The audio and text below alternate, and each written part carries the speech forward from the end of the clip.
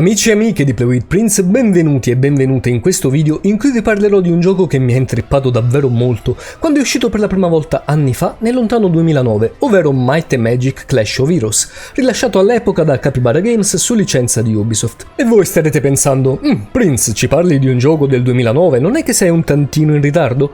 Beh, questo 20 luglio, dopo ben 14 anni, il titolo ha visto nuova luce grazie a una Definitive Edition a cura di Dotemu, che ringrazio per avermi inviato il codice per permettermi quindi di parlarvi un po' di quello che è il gioco in generale, anche e soprattutto per chi non l'ha mai giocato, e allo stesso tempo per vedere cosa è stato introdotto in questa edizione definitiva.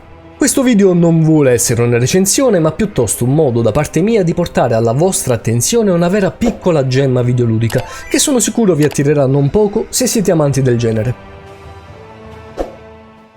Cominciamo col dire che si tratta di un mix molto ben riuscito di puzzle game, strategico e RPG ambientato nell'universo fantasy di Might & Magic. Infatti, la storia qui inizia 40 anni prima di Heroes of Might & Magic 5, ma tranquilli perché non c'è assolutamente bisogno di aver giocato gli altri capitoli della saga per godervi appieno questo qui. Dunque, in cosa consiste il gioco? Dovremo affrontare degli incontri a turni su una griglia divisa in due. In basso c'è il nostro esercito e sopra quello nemico. I tipi di unità dipendono dall'eroe utilizzato e tutte si distinguono per un tipo di attacco differente o per una propria abilità. Gli schieramenti vengono posizionati in maniera casuale e ad ogni turno sia noi che il nostro avversario avremo a disposizione 3 mosse per creare delle combinazioni di pedine in puro stile puzzle quest, per capirci, per caricare gli attacchi di queste ultime e sperare quindi di fare breccia tra le difese del nemico, fino ad azzerarne i punti vita e vincere la partita. Ovviamente non è tutto, perché ci sono tantissime meccaniche da padroneggiare per poter masterare le strategie di gioco, senza contare le abilità speciali di ogni eroe, la scelta di tantissimi tipi di truppe base, elite e campioni, diversi manufatti da equipaggiare prima di ogni battaglia e chi più ne ha più ne metta. Tutto ciò risulta in un gameplay davvero divertente e soddisfacente, in cui le nostre capacità di pianificazione determineranno l'esito di ogni scontro. Vi giuro, all'epoca non riuscivo a staccarmi da questo titolo, perché oltre al fatto che è davvero appagante e stimolante, offre un grado di sfida davvero importante, e poi anche molto ma molto godibile da vedere, soprattutto in questa Definitive Edition, ma ci arriveremo. Nella modalità campagna seguiremo le vicende di 5 eroi attraverso altrettante regioni del mondo, svelando poco a poco un crudele piano demoniaco ai nostri danni e lottando contro tantissimi avversari che metteranno spesso a dura prova le nostre abilità. Dopo ogni battaglia le nostre unità riceveranno punti esperienza e diverranno così pian piano più potenti, ma starà a noi decidere quali sono le più appropriate da schierare in ogni scontro. Potremo inoltre esplorare, accettare missioni secondarie e cimentarci in diverse sfide rompicapo davvero toste che però ci garantiranno ricompense uniche. Tutto ciò dura oltre 20 ore, per cui la longevità è più che buona e se vi piace il genere, credetemi, vi terrà incollati allo schermo fino alla fine.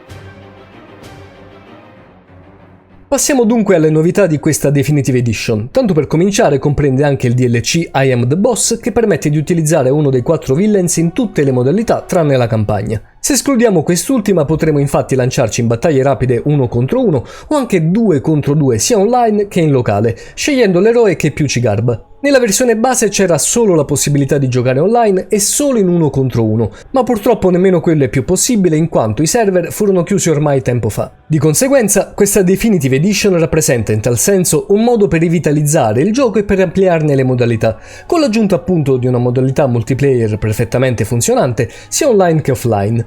Inoltre, nella versione Steam è stato aggiunto il supporto al Remote Play, che in pratica permette di invitare un amico al gioco anche se non ne possiede una copia. Un'altra aggiunta di questa release sono infine gli artwork ridisegnati, i disegni insomma rivisti e svecchiati, e li ho trovati piuttosto gradevoli, ma a dirla tutta non è che i precedenti fossero così male, anzi.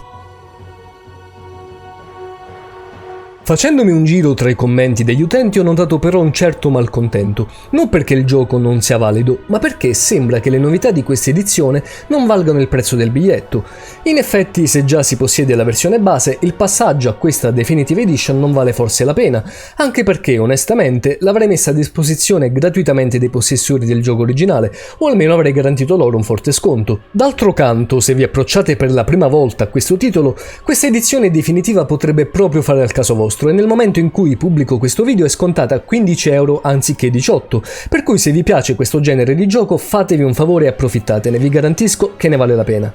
Ma ad ogni modo, che l'acquistiate o meno, fatemi sapere cosa ne pensate qui sotto nei commenti, se l'avete già giocato a suo tempo o se lo recupererete adesso per la prima volta, sono curioso di sapere la vostra. Se questo video vi è piaciuto lasciatemi pure un magico mi piace e qualora non l'aveste ancora fatto iscrivetevi al canale attivando la campanella per rimanere sempre aggiornati sui miei futuri video.